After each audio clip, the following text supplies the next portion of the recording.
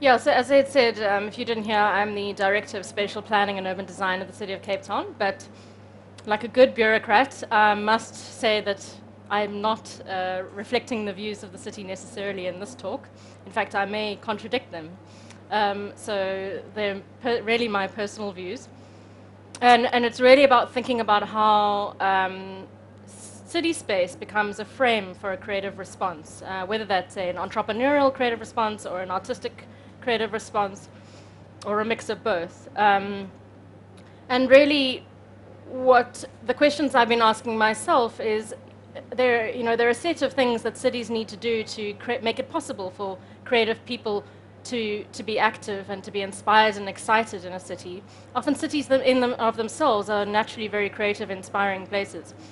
But as managers of the city, what should inform our decisions, our day-to-day decisions about where we allocate money and how we control development or how we facilitate development in such a way that can inspire and motivate and support creativity? And I think that, I feel personally very strongly that the approach of the city needs to be a progressive one.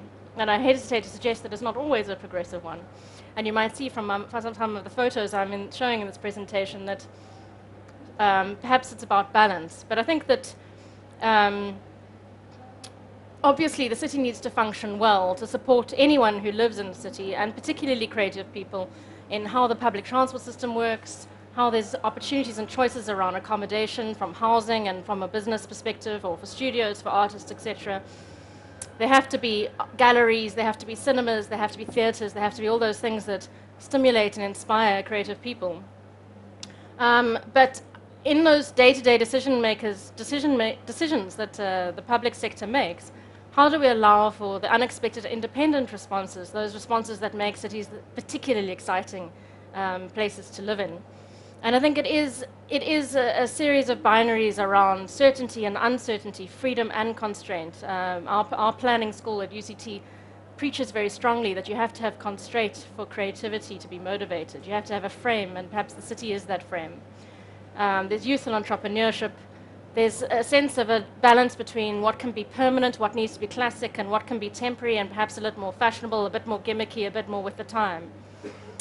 Formality and informality, memory and heritage and history, as well as innovation and creativity and futuristic thinking. And a balance between experimentation and the tried and tested, not trying to relearn the lessons that others have learned already. So what I want to do is just posit some principles which I think need to guide how we think about how we manage cities and how we lead cities in terms of creating the right kind of frame and framework for creative people to really thrive in. And I think partly it is about more formal participation, and this slide is showing a series of projects that our department have undertaken as part of what we call our Dignified Spaces program, which is the introduction of new and upgraded public spaces across the city. The bottom corner picture is the Khayelitsha Central Business District, where the community participated in a mosaic art piece as part of the public space. And the pieces at the top are more our central city spaces, where artists have participated in the creation of those public spaces. So I think the city needs to create the formal opportunities for artists to contribute to the public environment and to be remunerated for that. But there's also got to be competition. I think there's got to be competition, and that's led to perhaps controversial things like Brett Murray's statue in St. George's Mall. It's led to, some of you may have been exposed to the 10 by 10 project, which was initiated by the Design Indaba last year, which is an informal, sort of a low-income housing project which looked at different designs and affordability, which MMA architects have won and subsequently won prizes overseas for. And then a question around whether you might recognize the corner photograph from Sea Point Promenade. There's an old derelict ice cream kiosk there. And I'm asking a question which the politicians are kind of a little bit frustrated with me at the moment, but could we not have a serpentine gallery here? A serpentine gallery is a gallery that's put up every summer in London, in one of the parks, I'm not sure which, my apologies.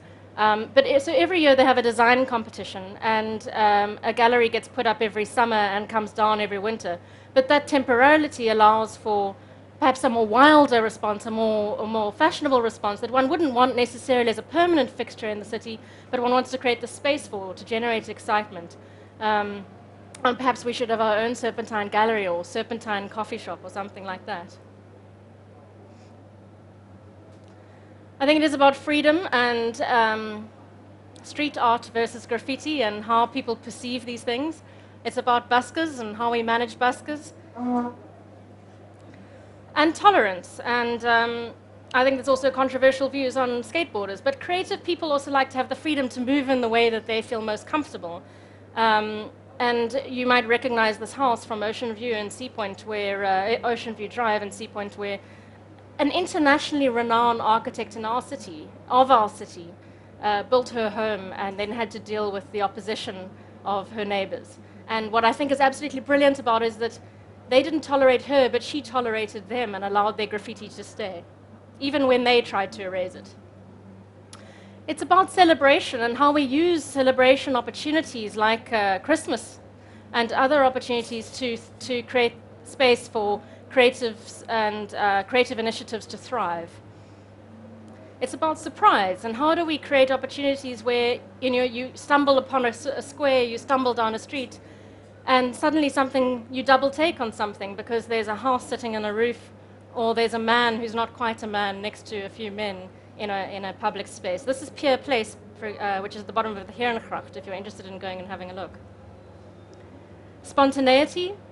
How do people respond? They put a little hat on one of the statues, or a local artist just contributes a rubbish bin that he's made for one of our public spaces in Delft, which was also quite exciting for us. I think we also need to think about integration, and this is a photo from Curitiba. We have our hard engineering solutions and our hard systems that have to work, like public transport and roads and transport. But how do we engage with that and create this, that interface between creativity and the formality of the urban environment to mix and in a sense to celebrate one another, where you've got blank facades, which otherwise would be quite boring places. And counterpoint. And these, Cape Town is, maybe it's probably not, but maybe it can be a bit lazier because it has this beautiful environment. But it's that environment and the urban environment that create a contrast, and how do we manage development in a way that celebrates that contrast and supports it and creates a city that we're proud of. And sometimes they're just those surprises, like how the evening light bounces off a Sea Point Promenade building that just is a surprise and a counterpoint between urbanity and nature that is just very exciting. And finally, and I might be quicker than my 10 minutes, but I think it is about design excellence, and it's how we as the leaders of the city and the civilians in the city demand design excellence, whether it's a constitutional court in Johannesburg or whether it's a public toilet also in Sea Point. You'll have to excuse me, I live in Sea Point, so you can see there's been a bias in the photographs. But I think that it is often a debate within the city is how do we promote design excellence? It can be a very subjective thing. But how do we promote it in such a way that it can be inclusive, but place the city on the international map, but also in a very classic way and in a way that we don't create permanent structures in our city that don't last. And I think that if you might have seen the presentation earlier today on the designs for the stations as part of the integrated rapid transport system, which I think is a very good example of design excellence and combining what will gel and resonate with citizens now, but I think will last into the future. But does I think symbolize design excellence. So these are really a series of ideas around criteria for how we think about making public decisions in such a way that we make sure that the city remains a place that inspires and excites and motivates people to engage and to follow through with their creative energy. Thank you.